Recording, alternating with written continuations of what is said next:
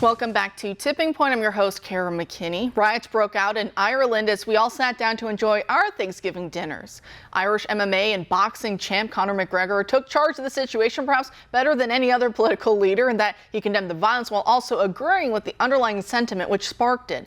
The Dublin riots came in response to a 5-year-old girl being seriously injured in a mass knife attack on children outside of her Gaelic-speaking school by someone who was not supposed to be in the country in the first place. 4 others were also wounded in that attack, including a 5-year-old boy and a 6-year-old girl, though their injuries were less severe. And also 2 adults were badly wounded as well. An Algerian immigrant has been arrested in connection with the knife attack after a hero delivery driver from Brazil stopped his moped and used his helmet to whack the suspect. And it turns out the suspect was previously supposed to be deported, but activists blocked it. Surprise, surprise. He was also arrested earlier this year for being in possession of a knife and for damage to a car. The reasons for that are not clearly spelled out, but the case was not moved forward because of the suspect's mental health issues. And while authorities are thinking the man's actions may be mental health related, they're also keeping open the possibility of it being a hate crime, since an announcement had just gone out that Ireland was too full to accept any more refugees.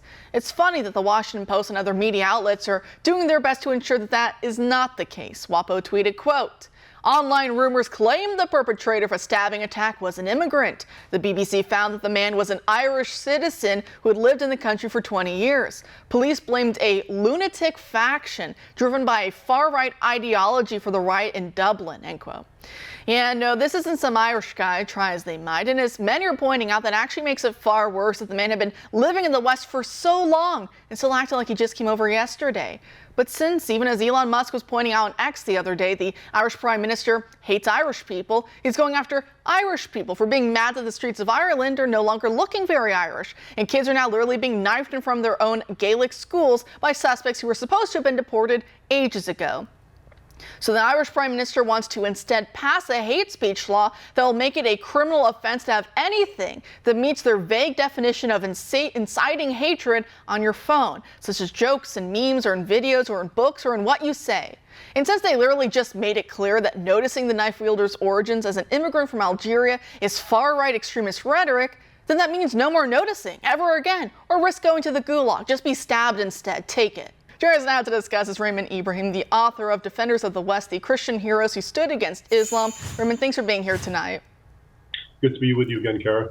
Great. So what do you make of the mostly peaceful protests that we saw in Dublin? Yeah, well, the matters it's becoming very surreal in Western Europe, especially with what's going on with this migrant issue. And it's very topsy-turvy, as you explained, where people who react to actual evil are demonized, and then the powers that be, the media, the governors, the politicians, cover up and try to dissemble over the identity and obvious motivation of the perpetrators, in this case, this Muslim Algerian fellow. And the thing is, this isn't an aberration. This isn't just Ireland, one time, one deal situation. This has been going on for decades in myriad forms of, circumstances. Whether it's someone, a Muslim migrant attacking a native, whatever, German, French, Scandinavian, Irish, British. I even remember a while back, it was, I think, a decade ago, where some African immigrant just with a cleaver beheaded some British guy in London, I believe. So this sort of thing's been going on, and it's well known, but, the powers that be are just doing everything to completely change it and use it for their own sake. It's the same thing as what's happening here in the United States, where you have an officer, sometimes he's even black, and the perpetrator somehow gets killed, and the perpetrator is black, and all of a sudden it's mass hysteria about white supremacism. Meanwhile, you're not being told that every single weekend, I don't know how many hundreds of black children are being shot and killed by stray bullets in Chicago and so forth. So the real problem is being suppressed, and they're taking the reaction and blowing it out of proportion to make it look so bad. And, when it comes to these politicians, I've been saying this for a long time, like this Irish PN, they're either fools or they're liars. And either way, it's not going to cut it, because if they don't get it and they've been drinking their own Kool-Aid and they think this is a matter of racism and xenophobia, then they are complete fools who don't know what's going on.